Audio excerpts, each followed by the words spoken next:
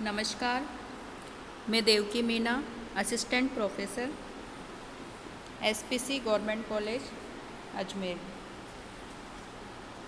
आज का हमारा टॉपिक है नौकरशाही के प्रकार्य, एडवांटेज ऑफ ब्यूरोक्रेसी। इससे पहले हमने नौकरशाही की विशेषताओं के बारे में जानकारी प्राप्त करी थी कि नौकरशाही में कौन कौन सी विशेषताएं पाई जाती है या कर्मचारी तंत्र की कौन कौन सी विशेषताएं होती है। आज हम नौकरशाही के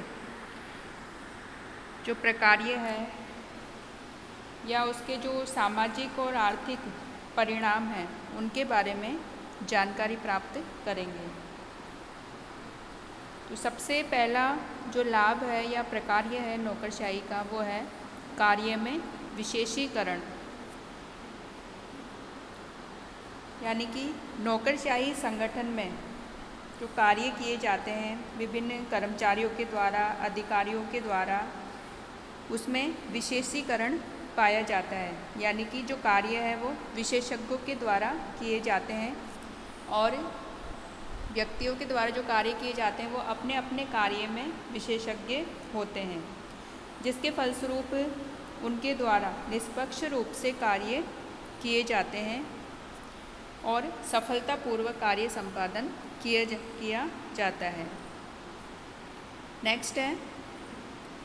नेक्स्ट जो प्रकार्य है वो है कानून के आधार पर शासन। यानी नौकरशाही संगठन में जो शासन किया जाता है वो उसका जो आधार है वो कानून है। कानून के आधार पर शासन किया जाता है और इस कानून के समक्ष सब समान होते हैं। यानी कि इसमें औपचारिकता, समानता और योग्यता की परख आदि गुण इसमें पाए जाते हैं। नेक्स्ट है आर्थिक विकास में योगदान।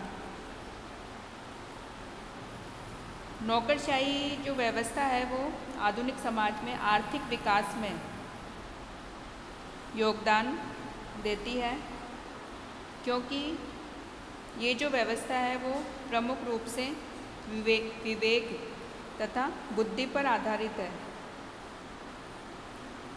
और मैक्स वेबर ने जो सामाजिक क्रियाओं के बारे में जो बताया है उसमें विवेकपूर्ण क्रिया का जो उदाहरण है वो नौकरशाही व्यवस्था को हम मान सकते हैं।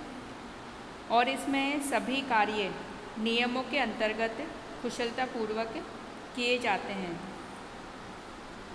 जिससे कि आर्थिक विकास में योगदान मिलता है। नेक्स्ट है व्यावसायिक श्रेष्ठता।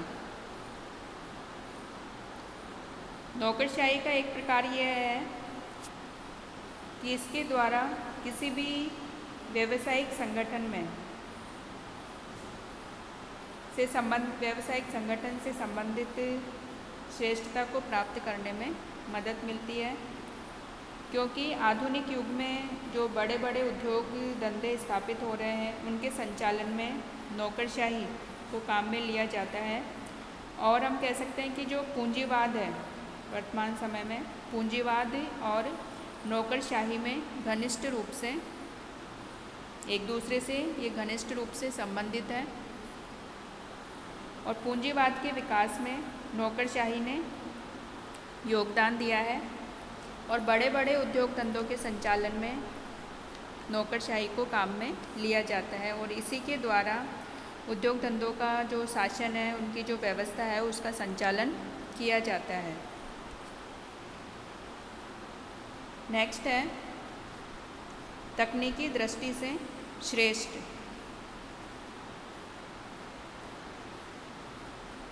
यानी जो नौकरशाही संगठन है वो अन्य जो प्रशासन के या शासन संचालन के जो दूसरे तरीके हैं उनमें सबसे अधिक जो श्रेष्ठ है या सबसे अधिक जो सफल है वो नौकरशाही संगठन है, ब्यूरोक्रेसी है। क्योंकि विभिन्न जो संगठन है उसमें नौकरशाही को ही काम में लिया जाता है, कर्मचारी तंत्र के द्वारा शासन का संचालन किया जाता है और इसमें जो प्रशासन होता है वो विशिष्ट प्रकार का होता है और वर्तमान समय में लगभग सभी संगठनों में कर्मचारी तंत्र के द्वारा ही शासन का संचालन किया जाता है। नेक्स्ट जो उपयोगिता है नौकरशाही तंत्र की वो है प्रजातंत्र में उपयोगी। यानी कि हम कह सकते हैं कि जो प्रजातंत्र है, लोकतंत्र है और नौकरशाही में आपस में घनिष्ठ रूप से संबंधित है, क्योंकि प्रजातंत्र में नागरिक समानता पर बल दिया जाता है। यानी कि इसमें सभी पदों को सभी व्यक्तियों के लिए प्राप्त करने का समान अधिकार सभी को दिया गया है। यानी कि कोई भी व्यक्ति किसी भी पद को प्राप्त करने के लिए स्वतंत्र है और इसके लिए उसे अपनी योग्यता के आधार पर उस पद को प्राप्त करने के लिए जो प्रक्रिया है, यानी कि जो प्रतियोगी परीक्षा है, उसे उसको सफलतापूर्वक पास करना होता है। और लोकतंत्र में या प्रजातंत्र में जो समानता का अधिकार है, समानता पर जो आधारित है, उसके आधार पर सभी लोगों को कर्मचारी तंत्र में प्रवेश करने का या नौकरशाही में प्रवेश करने का सभी को अधिकार है और नौकरशाही इस कार्य में सहायक है। तो इस प्रकार मैक्स वेबर ने जो नौकरशाही की जो अवधारणा प्रस्तुत की है उसके ये विभिन्न प्रकार्य हैं, या हम कह सकते हैं कि नौकरशाही वर्तमान समय में जो जितने भी संगठन हैं उनमें इसी के द्वारा या कर्मचारी तंत्र के द्वारा जो प्रशासन है या शासन है, शासन व्यवस्था, उसका संचालन नौकरशाही के द्वारा ही या कर्मचारी तंत्र के द्वारा ही किया जाता है।